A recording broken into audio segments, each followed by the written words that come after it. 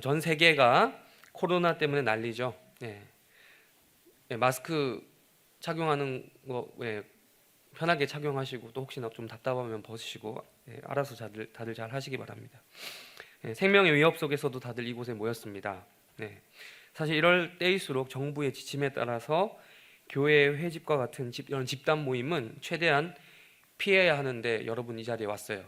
여러분 왜 오셨냐고 물어보고 싶지만 너무 또 과한 것 같아서 그냥 넘어갈게요. 아무튼 옛날에는 이런 기본적인 위생 상식이 없어서 실제로 다수의 사람들에게 병이 전염되어서 죽은 역사가 많습니다.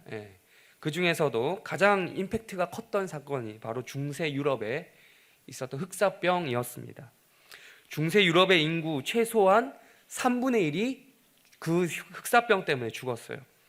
근데 그때 어떤 일이 있었냐면, 당시에 교황 클레멘트 6세라는 사람이 흑사병으로 너무 많은 사람이 죽어나가자 그 사람들의 죄를 회개하지 못하고 막 죽어나가는 거예요.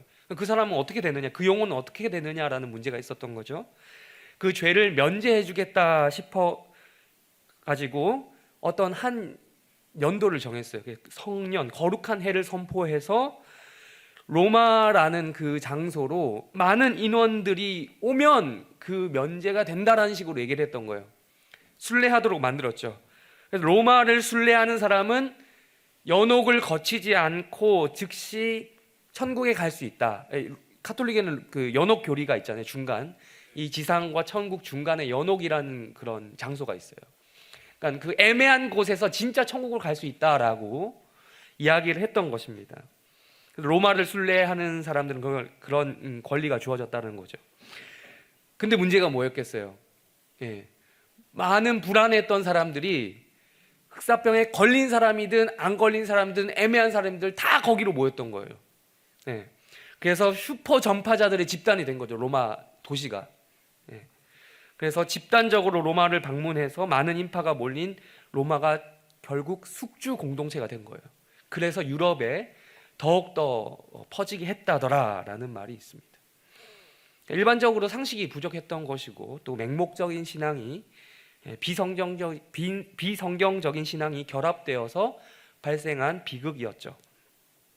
근데 여러분, 지금 이 시대에도 이런 똑같진 않지만 비슷한 행동을 한 사람들이 있었습니다. 누구죠? 이번 사태로 완전히 세상에 이름을 알렸어요. 확실히 어떤 존재인지 알게 됐습니다. 바로 신천지입니다. 이번 한 주는 그야말로 좀 격변의 시기였던 것 같습니다. 잠잠해지나 싶었는데 월요일만 해도 시간 지나면 좀 괜찮아지겠구나 했는데 화요일 갑자기 변했죠. 신천지에 소속된 어떤 그 한 감염자 31번인가요? 그분 무리한 활동으로 인해서 대구를 중심으로 지금 전국이 속속들이 난리가 나고 있습니다. 신천지의 그 특징이 그대로 드러났죠. 여러분, 신천지의 특징이 그러잖아요. 그러니까 종교의 자유가 있는 우리나라에서조차 떳떳하게 자신의 신분을 밝히고 신앙생활을 하지 못하고 있는 자들이잖아요. 그러다 보니 오히려 이것을 숨기고 하다 보니까 이 사태가 심각해진 것 같습니다. 그래서 이번 사건으로 인해서 확실히 국민들에게 이 신천지가 얼마나 이 악한 나쁜 집단인지 깨닫게 해주는 것 같아서 한편으로는 다행이다라고 여기는 점도 있지만, 그런 말을 하기에는 아직 시기상조인 것 같습니다.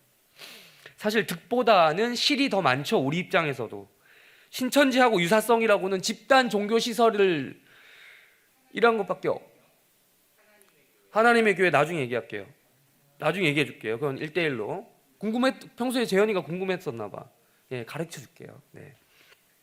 아무튼 신천지하고 유사성이라고는 우리가 집단 종교시설이라는 점밖에 없는데, 그냥 우리에게 매번 기생충처럼 신천지가 우리에게 들러붙어서 좀 먹었잖아요. 우리를 이용해 먹고, 장로교, 그 중에서 장로교를 잘 이용해 먹었었는데 이번에도 기생충 역할을 제대로 한 것 같습니다. 사람이 많이 모이는 집단 종교시설이다라는 유사성 때문에 모든 교회의 사역이 사실상 올스톱이 됐어요. 최소한의 예배만 드립니다. 오늘도 그래요. 이따가 행정국장에 나와서 광고하겠지만 예배 후 끝나고 없습니다. 좋은가요? 설마 이걸 행복해 하시는 분들이 있으신가요? 없어요. 바로 집으로 가시면 되고요. 뭐 알아서 뭐 하실 것들이 있으면 하시되 공식적인 모임은 없을 것입니다. 코로나 발생 정도가 심각한 지역의 대형 교회들 있죠.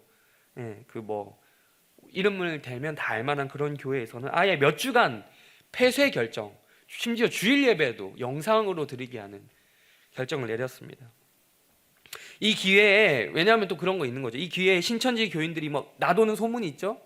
뭐 그게 진짜인지 아닌지 전 정확하게 모르겠어야지. 그런데 신천지 교인들이 자기들의 모임을 못 모이니 흩어져서 이 기회로 기존 교회로 들어가자, 그런 말까지 제가 들었습니다.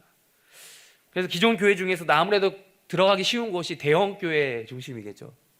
얼굴을 서로 모르니까 그런 거죠.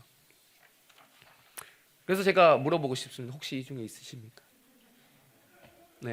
여기 있을지도 몰라요. 혹시나 하필 오늘 처음 왔어, 날 잡고, 그런 분들은 상처받지 마세요. 상처받지 마시고 그냥 가시면 100% 의심받으니까 꼭 새가족반을 들려주시고 본인 신분을 밝혀주시고 등록하시면 깔끔하게 해결될 수 있습니다. 걱정하지 마시고요. 시국이 시국인지라 어쩔 수가 없죠. 그래서 우리 교회도 여러분 나름 이제 하남에서는 좀 큰 편이에요.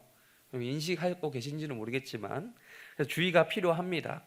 아무튼 이게 잘못은 신천지가 있는데 부끄러움은 우리의 몫입니다. 왜 그런지 모르겠지만 그런 것 같아요. 근데 이제 이어서 이 지난주에 또 어떤 일이 있었냐면 신천지의 교주인 이만희가 가만히 있지 않았어요. 총회장님 특별 편지라는 공지를 전국의 신천지 교인들에게 돌렸습니다. 이거는 거의 팩트인 것 같아요. 제가 보니까 처음에 이렇게 시작합니다. 근본 병마 사건은 신천지가 급성장됨을 마귀가 보고 이를 저지하고자 일으킨 마귀의 짓으로 안다라고 이 글을 시작하고 있어요. 그 뒤에 글을 다 일일이 읽지 않겠습니다만 필요가 없기 때문에 여기서 우리는 신천지가 그 책임 소재를 누구에게로 돌리는 것을 확인할 수 있습니까? 마귀입니다. 마귀. 자기들의 죄라고 인정하는 것이 아니라 어떤 제3의 존재죠. 그리고 되게 책임을 돌리기 좋은 그런 대상이죠. 영적인 존재 마귀에게 돌리는 것입니다. 그 옛날 중세 유럽에서도 사람들은 그때 흑사병이 돌았을 때도 사람들은 어떤 원인을 알고 싶었어요. 과연 이 흑사병이 어디로부터 왔는가 알고 싶어 했어요. 물론 그 원인을 알아도 마땅한 해결책은 없었겠죠. 근데 사람이 그렇잖아요. 어떤 책임 소재라도 찾아내야 탓을 할 수 있단 말이에요. 탓을. 하나님께서 진노하셨다라는 답 알고 있었어요. 그런데 그들에게 그것은 해결책이 될 수 없었습니다. 신을 부정할 수 없었던 이유도 있었겠지만 그렇다고 뭐 신을 부정한다 해도 마땅한 해석거리가 될 수가 없잖아요. 보이지 않는데 어떻게? 그래서 결국 책임을 누구에게까지 지웠는지 아십니까? 중세시대 때 애꿎은 유대인들에게 돌렸습니다. 유대인들. 물론 애꿎다고 하기에는 여러분 역사를 좀 공부하시면 알겠지만 유대인들의 그 행실이 유럽인들에게 그렇게 긍정적이지는 못했어요. 되게 여러분 베니스 상인 이런 책 읽어보셨나요? 보면 유대인들 되게 탐욕스럽고 그들의 이익을 되게 이렇게 노골적으로 추구하는 그런 존재들로 나오잖아요. 보면 그러니까 이제 유대인들의 행실이 이 유럽인들의 그렇게 아름답지 못했어요. 거슬리는 게 많았어요. 그래서 그들을 책임지우기 위해서 유대인들을 모함했고 그들을 향한 증오감을 키웠으며 결국 유대인들이 집단적으로 학살당하는 사건들이 있었습니다. 여러분 홀로코스트 2차 세계대전이 일어나는 나치 히틀러 그때만의 일이 아니에요. 그렇다면 여러분 우한 폐렴이라 불리기도 하고 신종 코로나 바이러스 지금은 이제 코로나19라고 불리는 이러한 원인을 알 수 없는 전염병의 원인은 진짜 마귀일까요? 오늘 말씀에 똑같다라고는 할 수 없지만 유사한 상황이 하나 등장합니다. 우리 1절 다시 한번 읽어볼까요? 시작.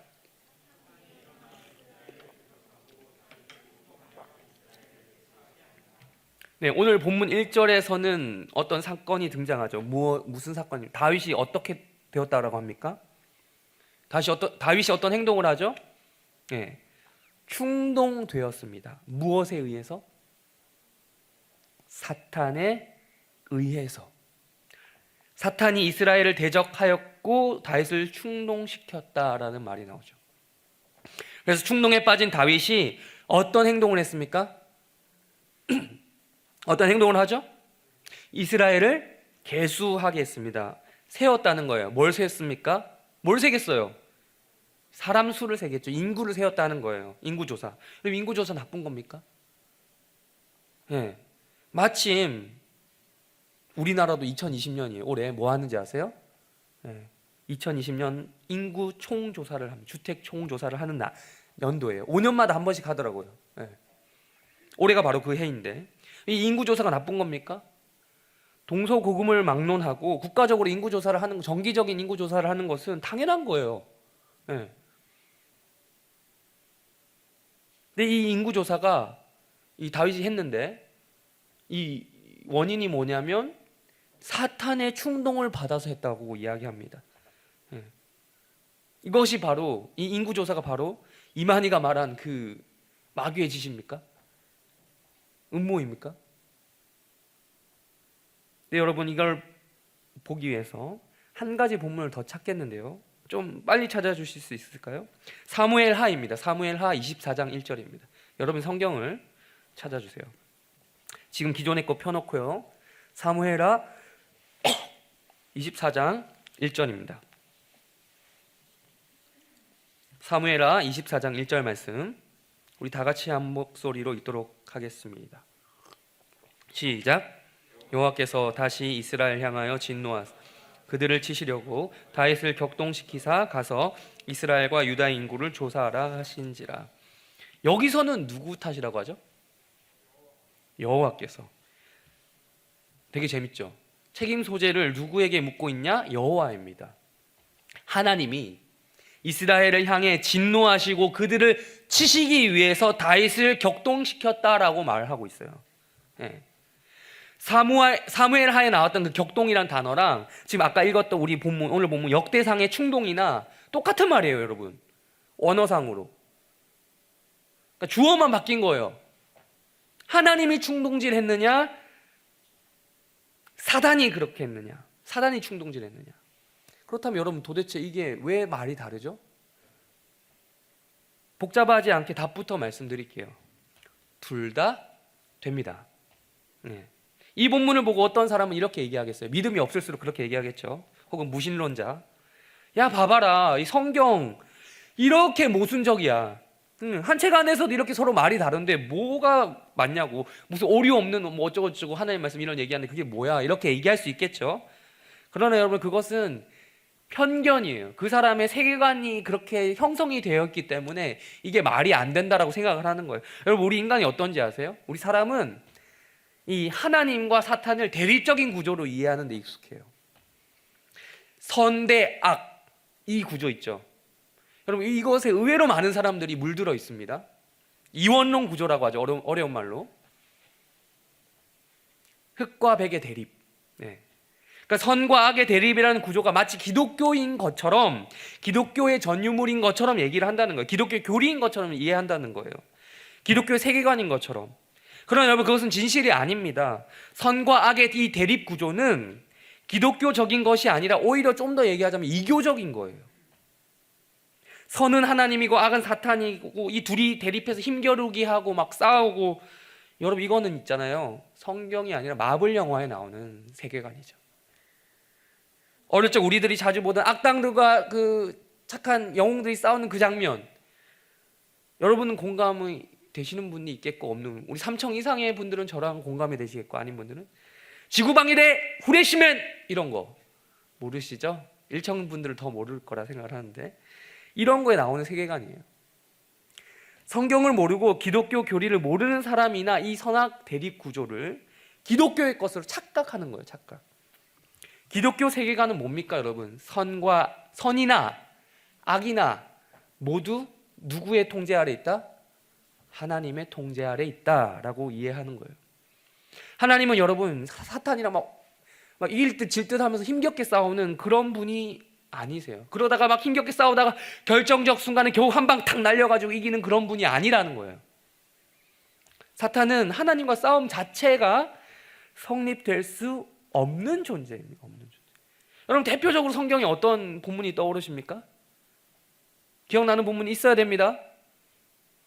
없으면 성경을 잘 읽으세요. 앞으로. 네. 욥기를 보면 잘 나오죠. 욥의 믿음을 시험하기 위해서 사탄이 욥에게 하고 싶은 대로 막무가내로 고난을 가합니까? 아니죠. 앞에 어떤 장면이 나오죠? 우리가 잘 아는 대표적인 장면이죠. 사탄이 하나님께로 가서 하나님 앞에 가서 허락을 맞습니다. 네. 자기 마음대로 하는 게 아니에요. 하나님한테 하나하나 허락 다 받아요. 마찬가지로 여러분 이 사무엘하 24장과 역대상 21장을 그런 구도로 이해하면 되겠습니다. 물론 뭐 욥과 다윗 사이에는 좀 차이점이 있겠지만 그런 구조로 보는 거예요. 즉 우리는 사무엘하 24장에서 하나님 볼 수 있듯이 하나님께서 다윗을 격동시키신 것과 역대상 21장에서 사탄이 다윗을 충동시킨 것을 상호 모순되는 부분 혹은 뭐 상충되는 논리 뭐 이런 걸로 생각할 것이 아니라 하나님의 허락하에서 사탄이 적극적으로 나서서 다윗을 충동시켰더라. 그러니까 동시적인 사건인 거죠. 동전의 양면과도 같은 하나의 사건에 대한 두 가지 측면으로 이해하면 되겠습니다. 사탄의 그 역사를 하나님께서 허용하신 거죠. 네. 그렇다면 왜 이것은 또 다를까? 풀리지 않는 의문이 있죠. 왜 둘 다 똑같이 한 번에 그 얘기를 한 번에 한 책에 하든지 왜 그 얘기를 나눠서 적어서 사람 헷갈리게 만드느냐는 거예요. 네. 그것은 각각의 성경 저자와 그 저자가 다르고 저자가 바라보는 각각의 그 포커스가 다르기 때문이에요. 네. 여러분 사무엘 하의 저자는 누구죠? 몰라요? 신중하신 건지 낚이지 않으신 건지 모르겠지만 사무엘이 아닙니다. 사무엘이라고 대답하고 싶으셨던 분들은 이제 조금 더 순수하긴 하지만 좀 더 생각을 해봐야겠어요. 아무튼 사무엘이 사무엘상에서 죽어요. 사무엘 하의 저자는 사무엘이 아닙니다. 그렇다면 누군지 알 수 있느냐? 그걸 몰라요. 확실히 누군지 몰라요. 누군지 모르지만 그럼에도 불구하고 어떤 선지자가 기록했을 것이다라는 생각은 있습니다. 네. 그러니까 사무엘서의 기록 목적은 분명하죠. 선지자가 기록을 했으니까. 선지자의 관심사가 무엇이겠습니까? 네. 사무엘이 기록하진 않았지만 사무엘상을 기록했던 사무엘의 그 정신을 이어받았을 거 아니에요. 네. 그 정신을 이어받자면 뭐겠습니까? 하나님께서 이스라엘이라는 한 나라가 세워지는데 그 나라에 어떻게 그 역사 가운데 관심을 가지고 계시냐예요. 네. 사무엘서 상하 전체를 보면 주인공이 사실 뭐 이렇게 다윗처럼 보이기도 해요. 다윗. 네. 다윗이 많이 나오니까. 근데 다윗이 많이 등장하는 이유는 다윗이 잘나서가 아니죠. 그럼 사무엘상을 읽어보셨지요? 라고 불안하게 물어보는데 읽어보셨죠? 네. 보면 거기 다윗에 대한 뭐 찬양가가 다윗의 찬양 일색이 아니죠. 디스도 상당히 많이 나와요. 네. 그래서 보면 사무엘하 24장 같은 그런 다윗의 흑역사 뿐만 아니라 전성기 시절에 뭐 잘 나가던 다윗 모두가 다 기록되어 있는 거예요. 근데 근데 심지어 다윗 말고 사울의 그 역사까지 다 나오죠.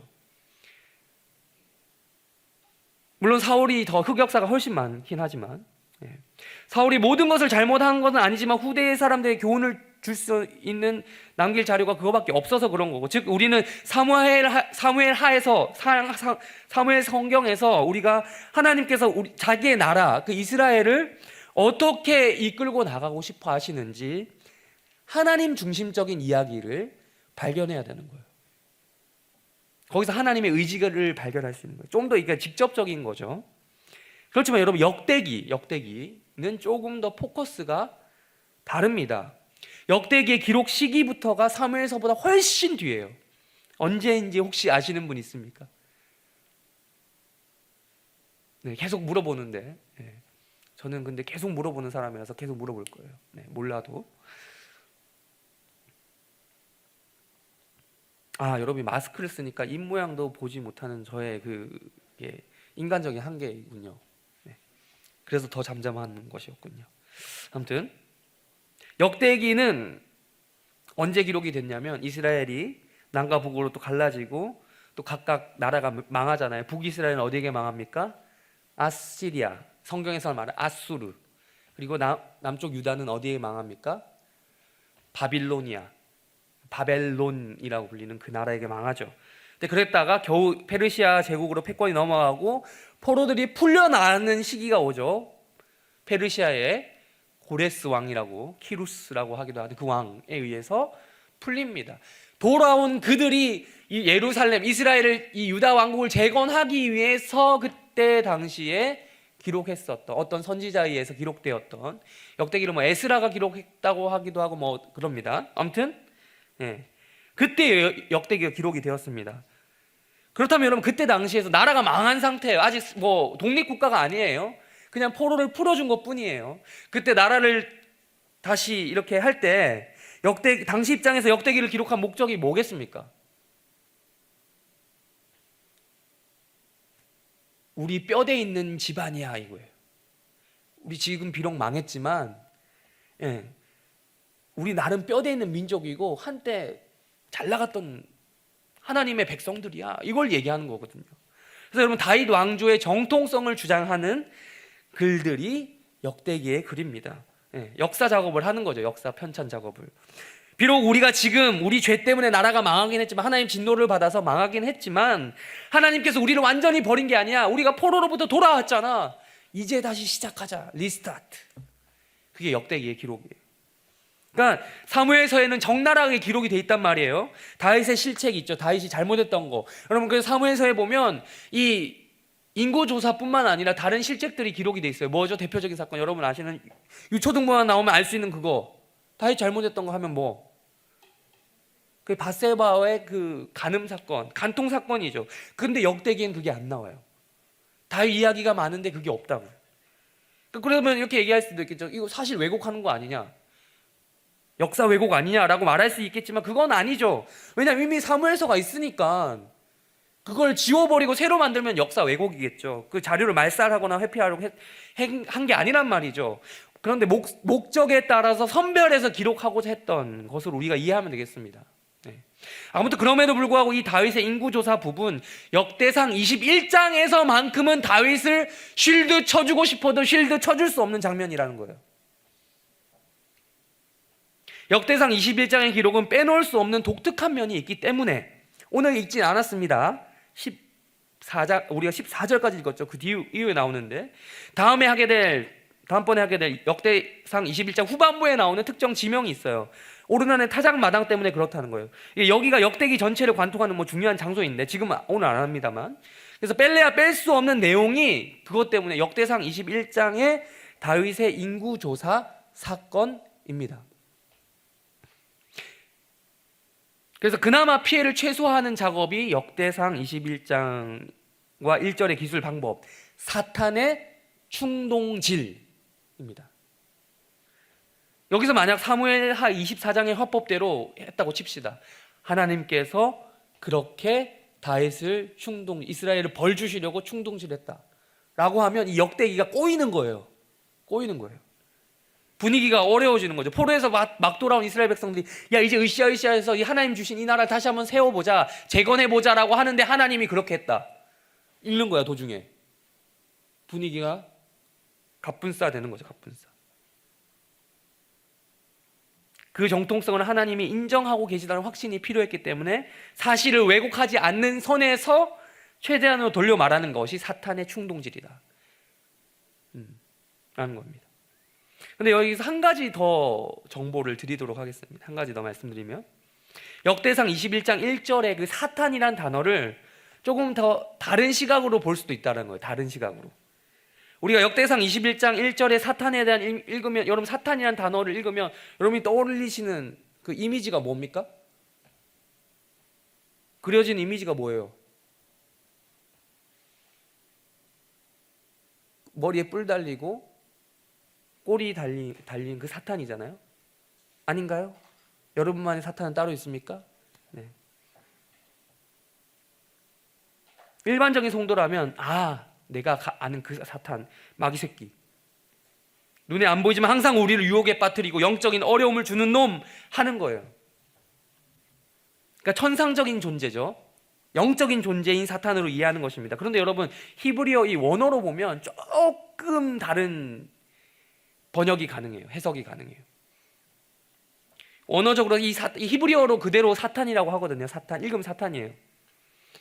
이 말은 근데 여러분, 이 우리가 이해하는 천상적 존재, 그 사탄도 되지만 대적자라는 명사로도 번역이 됩니다. 즉 천상적 존재가 아니라 지상적 존재로서 다윗을 대적하는 어떤 특정한 사람들로도 번역을 할 수 있다는 거예요. 이렇게 되면 번역을, 그러니까 전통적인 방법, 사탄이 일어나서 이스라엘을 다윗을 충동시켜가지고 막 머릿속에 사탄이 막 유혹해가지고 막 그렇게 번역할 수도 있겠지만 꼭 그렇게 안 되고, 다르게 이제 대적자가 생겨나서 이스라엘을 대적해서 다윗의 마음을 충동질하게 해서, 위기감을 느끼게 해서 충동질해서 이스라엘 인구를 조사하게 했다 라는 식으로 도 번역이 가능하다는 거예요. 여러분, 이 해석이 아예 뭐 말도 안 되는 해석이냐, 그건 아닌 것 같아요. 일단 문맥상 보면 역대상 21장 앞에 보면 19장 20장 이렇게 이어지는 걸 보면 계속해서 전쟁 이야기가 나오거든요. 앞선 20장에서 또 보면 다윗을 대적하는 자들이 나와요. 물론 구체적으로 암몬이니 블레셋이니 이런 민족의 이름이 나오는데 이스라엘의 대적들이 계속 등장하는 상황이라 어색하지 않다는 거죠. 게다가 다른 성경 본문을 보면 이 천상적 존재로서의 사탄은 항상 사탄 앞에 정관사가 붙어요. 더, 영어로 하면 더죠. 히브리어로 하면 하라는 정관사가 붙어요. 하 사탄, 그 대적자라는 식으로 얘기가 된단 말이에요. 그런데 일반적인 대적자, 그러니까 대적자로 번역되는 그 단어를 보면 더, th, 하가 붙지 않습니다. 네. 그런데 이 역대상 21장 1절에서는 정관사가 붙을까요? 안 붙을까요? 안 붙습니다. 그런 점에서 이스라엘 나라를 대적하는 어떤 세력이 등장했다. 다윗을 그래서 열받게 했다. 그래서 다윗으로 하여금 다윗이 인구조사를 하게 하도록 했다. 군사들의 숫자를 세기 위해서 뭐 어떤 충동질을 했다고 해석을 해도 무방하다고 볼 수 있겠습니다. 자, 이제 우리는 본격적으로 본문을 볼 준비가 끝났습니다. 예비 작업이 끝난 거예요. 설교 시작한 지 좀 됐는데 이제 본문을 보도록 하겠습니다. 2절을 한번 읽어볼까요? 2절 읽도록 하겠습니다. 시작.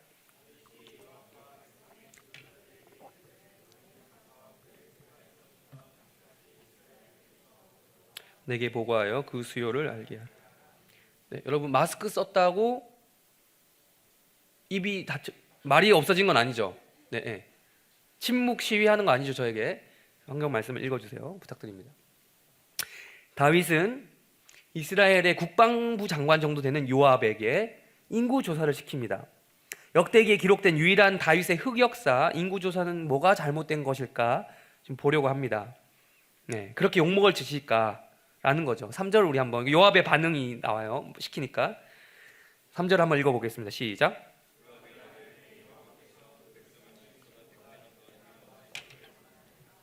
내 주 왕이여, 이 백성이 다 내 주의 종이, 내 주께서 어찌하여 이 일을 명령하시나이까? 어찌하여 이스라엘을 범죄하게 하시나이까? 하나. 여러분, 다윗이 왕으로서 압도적인 업적을 쌓았음에도 불구하고 절대 권력을 자랑하는 왕정 국가가 아니었다라고 보여주는 증거예요.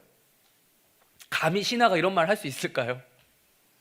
아무리 친인척이라고 하더라도, 아무리 높은 지위라고 해도 쉽지 않은 멘트죠. 일단 말 시작부터 비꼬죠. 여호와께서 그 백성을 지금보다 100배나 더하시기를 원하나이다. 비꼬는 거예요, 여러분. 하나님께서 우리 다윗 왕 우리 임금님의 백성들을 그렇게 축복해 주시기를 원합니다. 그런데 있잖아요, 그게 싫다는 게 아니고 다 아시면서 왜 그래? 이런 일을 왜 저한테 시키냐고요. 어떻게 이스라엘 전체를 하나님 앞에서 범죄하게 만드십니까? 라고 이야기하는 거예요. 아무리 국방부 장관급 인사라고 해도 여러분, 절대 권력, 고대 시대, 그 고대 왕정 사회에서 왕이 시키는 일을 대놓고 하기 싫다라고 말하는 거는 쉽지 않겠죠. 요압의 클래스를 보여주고 어떻게 우리가 받아들여야 되나. 이런 전적으로 이스라엘 사회의 독특함에 달려 있어요. 이스라엘 사회는 그 이스라엘사에서 모든 명분은 무엇이겠습니까? 모든 기준은 무엇이겠습니까? 무엇에 따라서? 하나님의 말씀이에요. 하나님의 뜻이에요. 하나님의 뜻에 어긋나면 명분이 어긋나는 거예요. 명분이 없는 거예요. 요압은 이 인구조사가 하나님의 뜻이 아니다라는 것을 직감했어요. 그래서 꺼려했던 거예요. 이것은 분명 이스라엘 전체가 하나님께 범죄하는 행위다, 왕의 판단이 올바로 서야 된다라는 것을 딱 직감한 거예요, 요압이. 성경에 등장하는 요압의 행적을 근데 전체적으로 살펴보면 여러분, 그렇게 요압이 신앙적인 인물이 아니거든요. 막 신앙이 좋은 사람이 아니란 말이에요. 그럼에도 불구하고 이 상황에서 요압이 이렇게 말할 정도의 수준이었다면 사태가 얼마나 심각한 건지 성경이 보여주고 있습니다. 큰 거예요. 4절부터 6절까지 눈으로 보겠습니다. 눈으로 쭉 보시겠습니다. 그럼에도 불구하고 다윗의 고집이 더 셌습니다. 이스라엘이 범죄하게 하면 안 된다라는 강력한 요압의 그 충언에도, 직설에도 그게 필요가 없었어요. 요압을 재촉했고요. 어쩔 수 없이 요압도 인구조사를 실행할 수밖에 없었어요. 그런데 사무엘하 24장과의 기록과는 조금 다른 내용이 적혀져 있는데요, 숫자가 좀 달라요. 숫자가 좀 다른 건 여러분, 이게 설명하려면 너무 길어. 이건 뭐 신학 강의 수업이 아니기 때문에 여러분들이 궁금하면 500원이 아니고 궁금하면 찾아보세요. 네. 네. 이건 갑자기 생각나는데 실패한 드립인 것 같습니다. 네. 아무튼 관심 있는 사람은 구글링 조금만 해보시면 다 나옵니다. 근데 지금 말하고자 하는 것은 여러분, 요압이 왕의 명령을 못마땅하게 여겼다라는 거예요. 그래서 고의로 어떤 말까지 나옵니까? 6절에 보니까 고의로 레위와 베냐민 지파의 그 계수 기록을 누락시켰다 라는 말까지 나와요. 그래서 이 구절을 어떻게 보느냐에 따라 견해 차이가 있겠지만 그만큼 지금 다윗의 인구조사를 시킨 행동이 비정상이다라는 거예요. 그리고 그걸 또 실행하는 요압도 비정상이다 라는 것을 보여줍니다. 7절과 8절로 넘어가겠습니다. 아직까지 말하고 있지 않는 부분이 있어요. 왜 인구조사가 잘못되었습니까? 7절에서 말해주죠. 간단합니다. 뭐죠? 7절만 우리 읽어볼까요? 7절만 시작. 네, 하나님이 이 일을 악하게 여기셨기 때문입니다. 성경에서 말하는 선과 악, 좋고 나쁨의 기준은 간단하죠. 하나님 뜻에 맞으면, 일치하면 선이고 반대되면, 반하면 악이에요. 쉽죠? 이 시대는 여러분, 우리가 살아간 시대는 각각의 주체를 많이 인정합니다. 그래서 개인주의적이기도 하고 상대주의적이기도 한 사회입니다. 각자의 주관을 존중하고 인정합니다. 좋아요. 그 자체로 나쁜 것은 아니죠. 그러나 그에 따라서 모든 기준이 다 상대화되어 버리면 절대 진리가 없게 되죠. 각 사람 곧 자신이 진리가 됩니다. 그러니 더 복잡하게 일이 되는 거죠. 일도 복잡하게 되는 거예요. 선과 악의 기준이 모호하고 절대 선인, 절대 진리라고 하는 그런 가치가 약화되고 인정되지 않습니다. 그러나 성경은 명확하게 말합니다. 하나님이 악하게 생각하면 그것이 곧 악이다. 성도라면 그것을 인정해야 한다는 것입니다. 그렇게 평생 동안 하나님을 잘 믿으려고 노력했던 다윗도, 하나님이 내 마음에 합한 사람이다 라고 인정했던 그 다윗도, 하나님이 그 이후에 등장하는 모든 이스라엘과 유다 왕들 있죠. 숱한 왕들이 나오죠. 그 왕들의 기준, 표준이었던 그 다윗도 그의 모든 행동 100%가 하나님의 기준에 적합했던 것은 아닌 것이었어요. 오늘 사건에서 보니 중요한 것은 8절이죠. 다윗이 빠른 회개를 했다는 것입니다. 다윗을 하나님께서 인정해 주시는 부분이 바로 이런 부분 때문이에요. 빠른 태세전환, 나쁜 의미에서의 태세전환이 아니라 좋은 의미에서의 태세전환이죠. 하나님 앞에서 늘 정직하고 빠른 회개를 다윗은 하였어요. 우리도 마찬가지, 하나님 앞에서 고집 피우면 안 되는 걸 알았던 거예요. 잘못된 길을 가다가도 하나님께 그러지 말라고, 하나님께서 막 너 그러면 안 되라고 뭔가 보여주실 때가 있어요. 우리 성도들에게도. 다윗은 그걸 봤거든요. 그럴 때 안 그러면 되는 거예요. 그런데 거기서 더 나아가다가 감히 우리가 하나님을 시험하는 꼴이 되어서 시험해 보려다가 정말 대박 터지는 거예요. 그러지 말고 다윗처럼 겸손하게 자신의 미련함을 인정하고 회개하며 하나님 앞에 나가도록 해야겠습니다. 여러분, 다윗이 더 대단한 이유가 무엇입니까? 우리와 같은 일반 사람이 아니란 말이에요. 다윗의 위치는 왕이었어요. 적어도 이스라엘 나라 안에서는 자신의 실책을 인정할 이유가 없어요. 내가 왕인데 한마디면 끝이죠. 인정하는 순간 또 나약한 사람이 되어버린단 말이에요. 왕권이 실추되면 나라가 위험할 수도 있겠죠. 보여지는 이미지, 그건 반드시 강해야 돼요. 흠이 없어야 돼요. 그러나 다윗은 적어도 하나님 앞에서는 절대 그러지 않았습니다. 그게 더 대단한 거죠. 그러니까 왕의 지위였음에도 불구하고 지금 죄를 범하였다라는 스스로 인정하는 것, 용서해달라는 것, 미련함을 인정하는 것, 왕의 신분인 다윗도 자존심 다 내려놓고 이러고 있다는 거죠. 우리는 어떨까요? 우리야말로 알량한 자존심을 내세울 필요가 있나 싶습니다. 9절부터 11절까지 눈으로 보시겠습니다. 그런데 하나님이 되게 잔인하세요. 여기서 다윗이 빠른 회개를 했잖아요. 근데 그에 상응하는 뭔가 경감시켜주는, 좀 줄여주는, 빠른 회개를 할수록, 그러니까 할수록 이게 뭔가 그게 보상이 있어야 될 것 같은데 오히려 더 곤란하게 만드는 장면이 나옵니다. 내가 봐줄 줄 알고라고 이야기하시는 것 같아요. 아예 빅엿을 먹입니다. 선지자 갓을 보내면서 말하게 하셨어요. 그것도 딱 정해서 주는 벌이었으면 좋겠는데 정해주는 것도 아니고 선택하게 만드는 거예요. 그게 더 잔인한 거죠. 무슨 옛날에 선생님이나 부모님이 몇 대 맞아 이게 아니라 야, 너 몇 대 맞을래? 네가 정해. 이런 느낌입니다. 몇 대면 몇 대, 차라리 그냥 때려주면 알아서 때리면 좋겠는데 그것도 딱 한 대만 때려주면 좋겠는데 이미 정신 차렸다니까. 근데 이러면 곤란한 거죠. 다윗에게 주어진 옵션은 3가지. 마음대로 택하라고는 하지만 마음대로 택하기 어려운 옵션이에요. 무엇이었습니까? 12절 우리 한번 읽어보겠습니다. 12절 시작.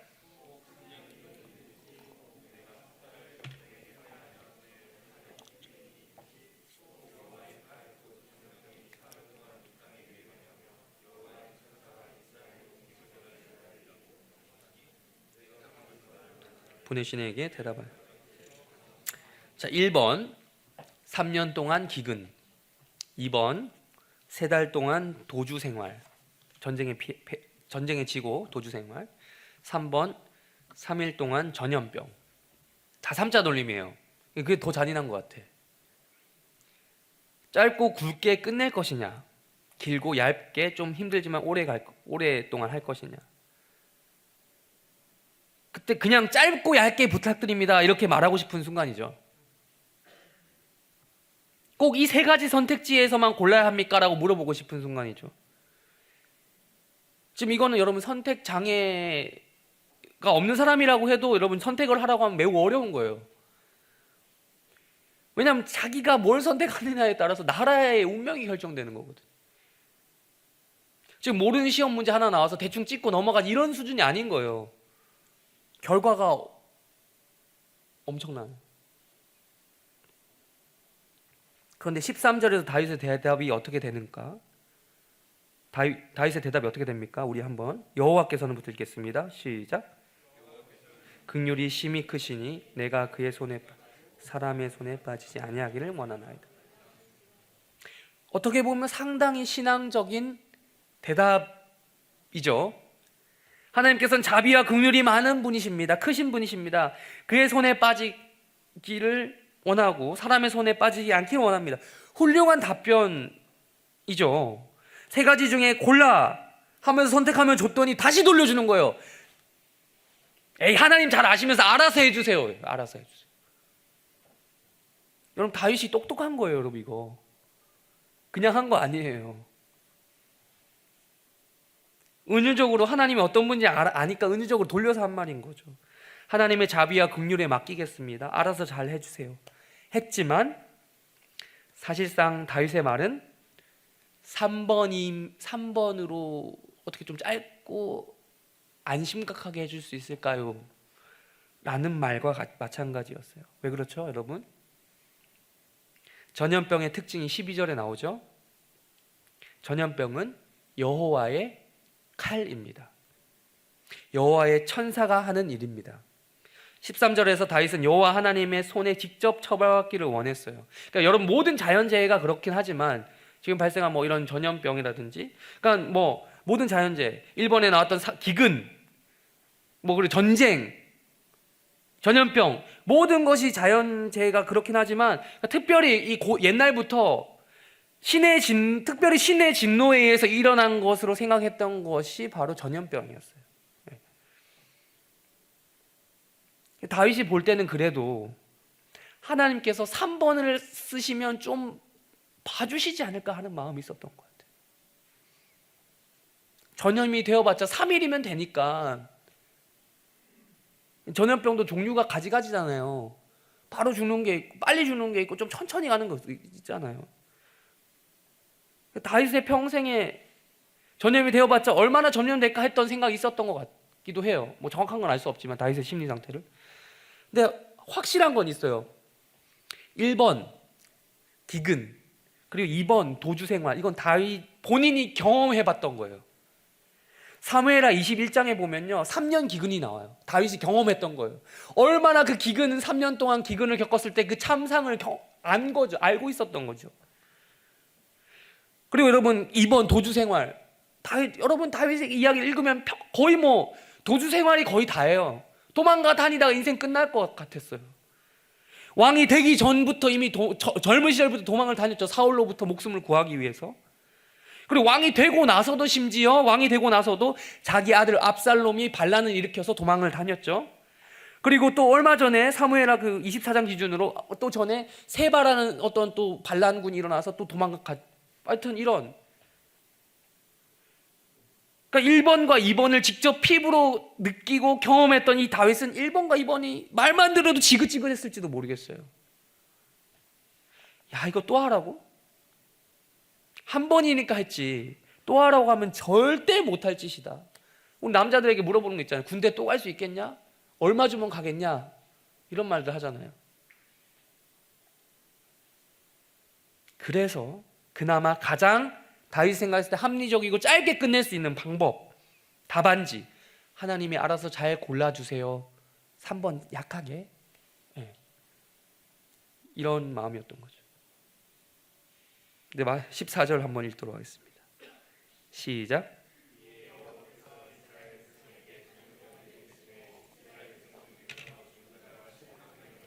네, 한 절로 끝냅니다. 다윗의 마음과는 영 딴판의 결과죠. 불과 3일 다 되지도 않았어요. 이 15절 이후로 보면 나오는 얘기 보면 도중에 하나님 멈췄다는 얘기가 나오고 그거는 다음 시간에 하도록 할게요. 근데 이제 3일 만에 전염병으로 죽은 사람이 3일도 안 되는 기간 동안 전염병으로 죽은 사람이 7만 명이었다. 지금 우리나라 코로나 확진자가 몇 명이죠? 오늘 제가 확인을 못했는데 300명은 넘은 걸로 알고 있어요. 어제 기준으로. 사망자 300명 아니거든요. 사망자는 3명이죠. 뭐 4명까지 나왔던 걸로 좀 받는 것 같긴 한데 아무튼 물론 현대와 고대 이 사회의 위생 수준 차이, 의학 수준 차이가 있기 때문에 직접적으로 비교하기에는 무리가 있겠죠. 그래도 근데 이 7만 명이라는 사람의 목숨이 3일 만에 죽었다?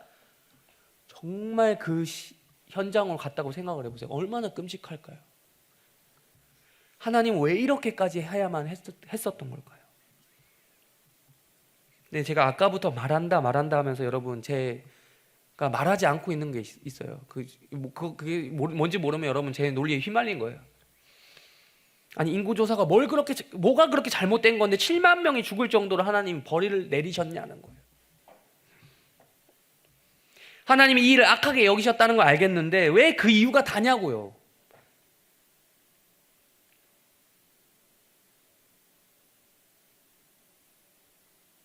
구약시대에 여러분 인구조사를 실시하는 것은 왕의 권한이, 그러니까 이스라엘 나라에서만큼은 왕의 권한이 아니었습니다. 하나님이 특별하게 시켜야 하는 것이 인구조사였어요. 인구조사의 목적이 뭐죠? 여러분 인구조사 왜 합니까? 인구조사를 하면 여러 가지 예측이 가능하죠. 세금을 얼마나 낼 수 있는지,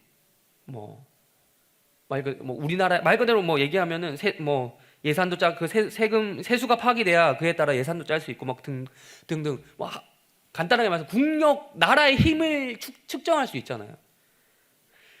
얼마 정도 이 국력이 되는지 체크가 가능하다는 거예요.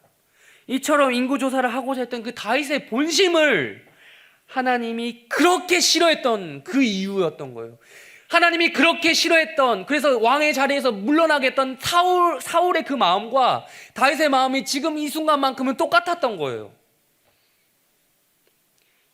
이 나라는 내 거야 라고 말했던 그 왕 사울, 이 나라는 내가 내 마음대로 통치해.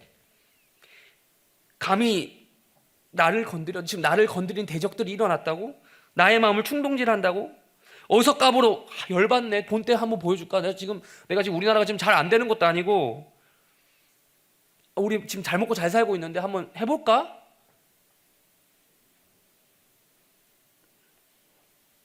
전쟁을 하려면 내가 그래도 한번 체크를 해봐야겠어. 최대 병력이 어느 정도 되는지 계산을 해야 싸우려면 싸울 수 있으니까. 인구조사 좀 해봐야겠는데 라고 생각을 했던 거죠. 정복전쟁, 영토 확장, 여러분 모든 왕의 꿈 아닙니까? 왕이라면 그런 거 한 번쯤 해보고 싶지 않나요? 그래서 여러분 우리도 광개토 대왕 그렇게 높이고 칭송하잖아요. 옛날 고구려의 그 전성기를 그리며 고구려가 삼국 통일을 했으면 어땠을까라고 아직도 그걸 가정을 한 사람들이 있잖아요. 정복전쟁, 세계 정복, 이 정도는 꿈꿔볼 만한 상황이 아니었을까요, 다윗이? 나라가 못 사는 것도 아니고 지금 나갈 때마다 이기는데, 점점 영토는 넓어지는데 인구조사 한번 하고 각을 보는 거죠. 얼마나 우리가 할 수 있는지. 여러분, 근데 이게 일반 나라였으면, 그냥 세속 국가였으면, 왕정 시대를 생각해 보면 이런 생각 안 품어봤던 사람이 있을까요? 왕이라면? 그 나라가 잘 나가는데, 나라에 힘이 있는데 그 힘을 안 쓴다? 말이 안 되는 거예요, 여러분. 그 구조상, 흐름상. 역사적으로 왕들이 왜 그렇게 정복 사업의 혈안이 되었을까요? 그래야 중간이라도 가거든요, 여러분. 안 그러면 오히려 성장 시기에 더 열심히 안 하잖아요. 그럼 도태되거든요. 기업이 돌아가는 원리가 그렇고요. 이 재화가 돌아가는 원리도 똑같은 거 아시죠? 돈이 돌아야 더 큰 돈이 모여요. 돈을 굴려야 더 큰 돈을 모을 수 있잖아요. 사업도 하던 사업에서 계속 몸을 우리는 이것만 할래 하면은 도태되는 거예요, 기업이. 그래서 여러분 문어발식이라고 우리가 비난을 하기도 하지만 기업들이 그렇게 사업을 확장하려고 하는 거예요. 그래야 중간이라도 가거든요. 어떤 면에서 그래서 코로나도 무서운 겁니다. 코로나는 모든 것을 중단시키는 그런 효과가 있기 때문에. 중단되기 때문에 흐름이 끊기고 수많은 경제적 지표가 이러해서 영향을 받는 것처럼 교회의 사역도 끊기면 한풀 꺾이잖아요. 그런데 이 이스라엘이라는 나라의 특징을 한 번 더 생각해 볼 필요가 있어요. 이 나라는 정말 독특한 나라예요. 일반 세속 국가가 아니에요. 거기에서 결정적 차이점이 있어요. 방금 말했던 다윗의 생각 있죠. 그 생각만큼은 하나님께서 가장 경계하고 가지지 말아야 했던, 하나님이 싫어하시는 생각이었다는 겁니다. 하나님 입장에서 보면 말 그대로 교만한 생각이었어요. 하나님이 이스라엘 민족을 한 나라로 만드셨잖아요. 출애굽시켜가지고 그 나라로 만드시고 그들에게 왕을 주셨던 그 원래의 목적과 부합하지 않은 생각입니다. 이스라엘 나라가 여러분 세워진 목적이 무엇입니까? 여러분 바쁘니까 찾아보진 않고 제가 읽어드릴게요. 신명기 26장 19절에 잘 나오는데요. 그런즉 여호와께서 너를 그 지으신 모든 민족 위에 뛰어나게 하사 찬송과 명예와 영광을 삼으시고 그가 말씀하신 대로 너를 네 하나님 여호와의 성민이 되게 하시리라. 하나님의 영광을 위해서 그 나라를 만들으셨다는 거예요. 여러분 이스라엘은 하나님의 영광이라는 아주 특수한 목적에 따라서 설립이 되었어요. 열방의 여러 세속 국가들과는 달랐습니다. 열방의 여러 나라의 설립 목적은 무엇입니까? 여러분 국가는 어떻게 형성됩니까? 단순하죠. 잘 먹고 잘 살기 위해서 모인 사람들의 집합체예요. 공동체예요. 너도 잘 살고 나도 잘 살고 혼자의 힘으로 안 되니까 우리 같이 연합해서 다 같이 잘 먹고 잘 살자. 공동체 이익이 곧 개인의 이익까지 넘어온다라는 신념으로 모인 사람들이 국가 공동체를 이룬 거잖아요. 공생, 상생. 그래서 우리를 잘 먹고 잘 살게 해주는 것만큼 나라에 고마운 일이 없죠. 또 나라의 지도자는, 왕은 그런 것들을 백성들에게 제공해주는 자고, 백성들은 그런 것들을 또 제공받으면서 지도자에게 고마워하고 또 법을 지키고 복종하는 거죠. 정복 사업에 참여하는 군인들, 가기 싫은데 억지로 끌려가는 사람들도 있었겠지만, 가면 한탕 할 수 있어서 내 가정 먹여 살리기 위해서 그렇게 가는 군인들이 많았어요. 부가 보장되어 있기 때문에. 세속 국가는 그렇습니다. 잘 먹고 잘 사는 것, 인간의 영광이죠. 인간의 잘됨이죠. 그것을 위해서 존재하는 것이 세속 국가라면, 그러나 이스라엘의 존재는 그것이 아니라 누구의 영광입니까? 하나님의 영광입니다. 물론 하나님께서 이스라엘 백성들을 부강하지 않게 하겠다는 말은 아니었어요. 너희들 나의 영광을 위해서 너희를 찌질하게 살아, 이런 말 한 적이 없어요. 모든 민족이 뛰어나게 하겠다라는 약속을 하셨잖아요. 방금 읽은 제가 읽은 말씀 중에서. 그러나 그것이 가장 최우선의 목적이 아니라는 거예요. 이스라엘의 잘되고 못되고는 세속 국가들의 같은 기준이 아니었다는 거예요. 즉 군사력이 아니었다라는 거예요. 그러나 여러분, 다윗은 가장 기본적인 원칙을 어겼어요. 평생 그렇지 않았었는데 말년에 지금 성공의 유혹에 넘어가고 만 것이죠. 군대의 숫자를 측정한 것입니다. 그렇다면 이스라엘 백성들은 무슨 잘못입니까? 아무 죄 없는 이스라엘 백성들은 왜 이렇게 다들 죽어야만 했을까요? 죽는 것도 억울한데 죽는 방식도 다윗이 일방적으로 선택했잖아요. 전염병을. 다윗의 결정이잖아요. 불쌍하다고 생각할 수 있겠죠. 근데 여러분, 성경을 쭉 읽어 나가다 보면 사실 그간 이스라엘 백성들의 행적, 집단적인 그 근성을 보면 다윗보다 착한 사람은 없어요. 다윗보다 나은 사람은 없어요. 더했으면 더했지 덜하진 않았어요. 이스라엘 백성들이 원하는 나라가 무엇이었겠어요? 부강한 나라였거든요. 이스라엘은 그런 면에서 참 일관성이 있는 나라예요. 일관성 있는 민족이에요. 하나님의 백성이라 부르기 민망할 정도로 세속국가와 별 차이가 없는 모습이 매번 등장해요. 하나님 앞에서 패역한 것이라고 그렇게 지적을 받았지만 변하지 않았거든요. 다윗이 정말 그런 면에서 다윗은 정말 독특한 사람이었어요. 모세 여호수아 시대 여러분 기억하십니까? 그나마 그때는 나았죠. 그들 사이에도 범죄는 있었죠. 그나마 나았죠. 그런데 여러분, 가나안 땅에 정착한 이후로 사사 시대 기억하십니까? 사사기. 그리고 사울 넘어오죠. 그들이 다스리던 시대를 거치며 그들이 꿈꾸던 나라가 무엇입니까? 하나님의 영광 있는 나라? 아니죠. 부강한 나라였어요. 주변에 정착하면서 보게 된 수많은 가나안의 그 족속들과 그 주변의 나라들, 잘 먹고 잘 사는 거, 그게 부러웠던 거예요. 그게 최대의 목표가 되었었던 거죠. 그래서 여러분, 다윗이 왕이 된 이후로도 끊임없이 다윗을 반대하는 세력들이 나왔던 거예요. 다윗보다 훨씬 실력이 있었던 다윗의 아들, 진짜 왕이 될 상, 압살롬. 진짜 왕이거든, 이 사람은. 실력으로만 따지면. 그의 반란, 세바의 반란 등 반란이 끊이지 않았어요. 이스라엘 백성들의 적극적인 동조 없이는 안 되는 거였어요. 다윗은 그런 풍조에 딱 한 번, 지금 이거 역대상 이거 한 번, 딱 한 번 동조했을 뿐이었어요. 하나님께서는 이 이스라엘 백성들의 죄악을 처벌할 어쩌면 최후의 시간을 기다리고 계셨는지도 모르겠어요. 근데 다윗이 딱 걸려든 거예요. 다윗마저, 최후의 보루 다윗마저 무너진 거예요.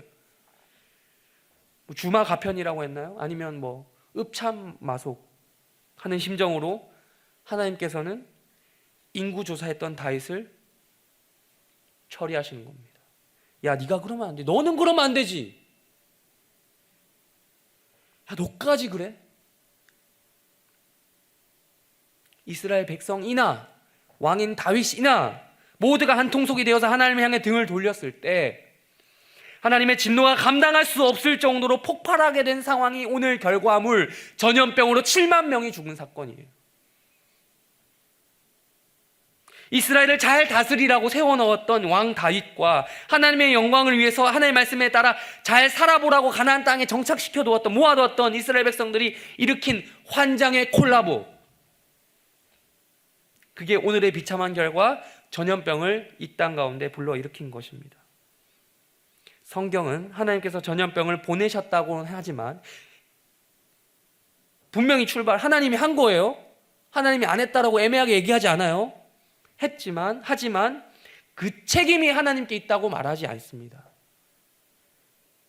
인구조사, 그에 따른 비참한 전염병 발생, 그 책임은 전적으로 이스라엘 백성들, 다윗, 즉 이스라엘 전체에게 있다라고 말씀합니다. 말씀을 정리하겠습니다. 그렇다면 이 코로나는, 전염병은 누구의 탓입니까? 원점으로 돌아갈게요. 원래 어떤 일이 발생하든지 남 탓하기에 바쁜 게 사람의 본성이죠. 이번에도 마찬가지로 남 탓하기에 다들 바쁜 것 같아요. 누구의 탓이다. 아까 이만희의 특별 편지가 공개된 인터넷 기사에 달린 베스트 댓글, 배대식 가관이었습니다. 그렇게 말한 이만희, 네가 막이다. 물론 제가 모든 배댓을 신뢰하는 것은 아니지만 여론의 동향을 살피기에는 좋은 것 같습니다. 그렇습니다. 여러분, 신천지 스스로 이 코로나의 확산을 하는 이 잘못을 인정하지 않고 있는 상황이 어처구니가 없죠. 잘못을 인정하기는커녕 제3의 원인 마귀의 짓으로 돌리는 태도는 부당합니다. 이 마귀의 탓을 돌린 이만희의 태도가 진짜 마귀 짓을 하고 있는 것 같아요. 그 댓글처럼.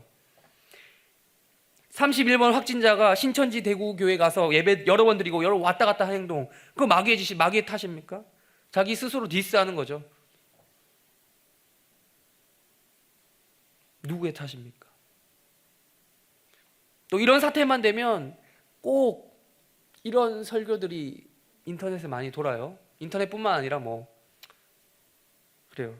아무튼 꼭 특정 국가를 언급하면서 이런 설교, 예를 들면 이번에 중국에서 우한에서부터 시작됐으니까 중국 공산당이 핍박을 해서 교회를 핍박 어쩌고 저쩌고 해서 이런 말을 하시는 분도 있어요. 아예 틀렸다고는 하진 않겠습니다. 그런 연관성이, 영적인 연관성이 어느 정도는 있겠지만, 이게 근데 저는 이런 뉘앙스로 들려서 이게 좀 문제인 것 같아요. 예전에 쓰나미가 왔을 때 여러분 기억하십니까? 인도네시아가 이 쓰나미 때문에 고통받았을 때 있었죠. 그때 무슬림 국가라서 하나님의 심판이 임했다. 여러분, 그것과 똑같은 논리로 들리지 않으십니까? 하나님의 심판이 특정 지역에 내려졌다. 불신에 대한. 제가 지금 하나님 심판이 그게 아니라는 거 아니에요. 아예 부정하는 것은 아닙니다만 전염병을 하나님 심판하는 게 맞겠죠. 그런데 여러분, 그게 중국 진짜 우한 지역, 그 중국 땅 거기만을 심판하기 위한 것일까요? 우리가 다윗의 이 이야기를 지금 제가 설교를 했잖아요. 이해하셔야죠. 이제 모든 인류의 보편적인 죄악인 거예요. 그것으로부터 원인을 찾아야 돼요. 우리는 이 코로나 사태에 대해서 남 이야기하듯이 남 탓을 돌릴 여유가 없습니다, 여러분. 이것은 전염병을 보내주셨다면 좀 이상한데, 아무튼 전염병을 보내신 하나님, 그 주체자의 문제가 아니라 책임의 문제, 범위의 문제라는 겁니다. 죄에 빠져있는 이 모든 인류의 공통 책임입니다. 또한 특정 지역과 그곳의 종교, 무슬림 이런 게 아니에요. 대한민국의 전염병 문제는 꼭 신천지만의 잘못입니까? 제가 신천지 옹호하려고 하는 게 아닌 거 아시겠죠? 하나님을 불신하는 기독교인들은 여기서 책임을 회피할 수 있을까요? 없습니다. 좀 더 자세히 이야기하면, 사실은 좀 더 디테일하게 파고 들어가면 성경에 나온 전염병, 불신자를 향한 징벌입니까? 아니죠. 이스라엘 나라, 하나님께서 전염병을 보내셨는데 바벨론 보내고 뭐 저기 아수르 보내고 이러지 않으셨다니까요. 오히려 아수르 바벨론 잘 나갔어요. 잘 살았어요. 세계 챔피언 걔네들이 먹었잖아요. 전염병, 불신자를 향한 징벌이 아니라 하나님을 믿는다고 하면서 하나님을 불신하는 그들을 향한 하나님의 강력한 어필인 거예요. 분노 폭발인 겁니다. 물론 불신자들에게도 하나님의 심판이 없는 것은 아닙니다만 하나님의 1차적 관심은 아니에요. 하나님의 1차적 관심은 우리라니까요. 여러분, 시대를 불문하고 하나님께서 이런 사태 가운데 원하시는 것이 무엇일까요? 남 탓하기 전에 우리의 탓을 먼저 하는 것입니다. 우리가 기도하지 않아서입니다. 우리를 돌아보고 회개하는 것이 가장 급선무입니다. 전염병이 도니까 이제 기도하기 시작해요. 교회에 모이지 못해도 기도하기 시작하는 사람들이 늘어난 것 같습니다. 저도 사실 이 설교를 준비하기 전에는 좀 덜 급했어요. 이 지난주에는 좀 그러나 싶었어요. 그런데 이제 점점 심각해지니까 정말 이걸로 말씀을 전해야겠다 싶었고 기도해야겠다 싶었습니다. 그건 여러분 하나님 탓도 아니고요, 마귀의 탓도 아니고 우리 인간의 탓입니다. 우리의 탓, 정통 기독교의 탓으로 알고 기도하는 자세가 절실하게 필요합니다. 제가 어제 리더 모임에서도 이야기했지만 여러분, 이단이 이 신천지 얘기가 나와서 말인데요, 이단이 나오는 문제, 이단이 난리치는 문제, 이단이 왜 활기를 치는지 아세요? 이단이 강력해서, 이단 자체가 너무 세서? 아닙니다. 그건 정통 기독교가 반성해야 될 부분을 보여주고 있어요. 이단은 비유하자면, 이번 사태에 비유해서 말하자면 이단은 정통 기독교에서 변종된 바이러스예요. 신종 바이러스예요. 이단에 가보신 분 있으세요 혹시? 예. 가면 그 어느 곳보다도 진지하게 성경을 연구합니다. 물론 잘못된 해석 틀을 갖고 있지만, 잘못된 교리를 갖고 있지만 정말 진지하게 성경을 보려고. 여러분보다 성경 많이 볼걸요? 헌신도 하면 이단보다 더한 교회가 없어요. 정통교회보다 훨씬 헌신도가 높아요. 가보면 따뜻함이 없는 것 같죠? 정말 따뜻해요. 진지하게 사랑해요. 정말 형제에 넘칩니다. 너무 잘해주니까 거기가 잘못된 건 아는데 내가 거기 너무 마음이 있어서 잘해줘서 못 나온다고 하더라고. 빠져나오지 못한다고 하더라고. 그럼 그걸 보면 참 우리 안에, 이 정통 기독교 안에 진짜라고 말하는 우리 가운데 얼마나 진리가 약한지, 얼마나 우리가 말씀에 관심이 없는지, 또 우리가 얼마나 이 진리를 안에서 사랑을 나누고 있는지, 사랑을 얼마나 나누고 있는지 보여주고 있습니다. 이단은 정통 기독교의 시금석인 거예요. 또한 우리의 치부를 잘 드러내 보여주는 거예요. 우리는 정말 이단의 반만큼이라도 성경에 관심이 있습니까? 진리를 알고 싶어 합니까? 반만큼이라도 사랑하고 싶습니까? 내줄 것을, 모든 것을 내줄 것처럼 사랑하고 있습니까?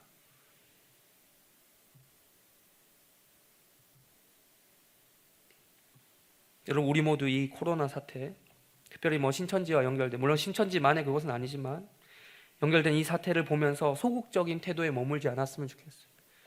접촉은 물론 조심할 건 해야죠. 우리가 이거 마스크 끼고 이제 교회의 지침 그리고 정부의 지침 다 따라야겠지만 이것 때문에 우리가 서로 더 냉해지는 분위기가 아니었으면 좋겠어요. 이 사태가 우리 때문이구나, 나 때문이구나, 우리의 탓임을 인정하며 회개하며 기도하는 자들이 되기를 바랍니다. 네. 그들이 회개하기보다 우리가 먼저 회개해야 돼요. 여러분, 한국 교회가 위기라고 합니다. 아니 여러분, 위기는 항상 기회를 내포하고 있습니다. 위기가 오히려 기회가 될 수 있습니다. 교회 역사 가운데 여러분, 전염병 가운데, 전염병을 창궐했을 때 오히려 전염병 가운데 나아가서 그들에게 그리스도의 사랑을 내비침으로 복음이 전파됐던 그런 아름다운 역사가 많습니다. 우리가 당국의 지침에 따라 최대한 조심하되 그것이 우리의 사역과 우리 예배, 이 공동체 간의 그런 아름다운 것들을 막지는 않았으면 좋겠습니다. 지혜를 발휘하여 이 위기를 더욱더 형제로서 그리스도께서 주신 그 사랑으로서 극복하는 해림교회 청년부가 되시기를 바랍니다. 기도하겠습니다.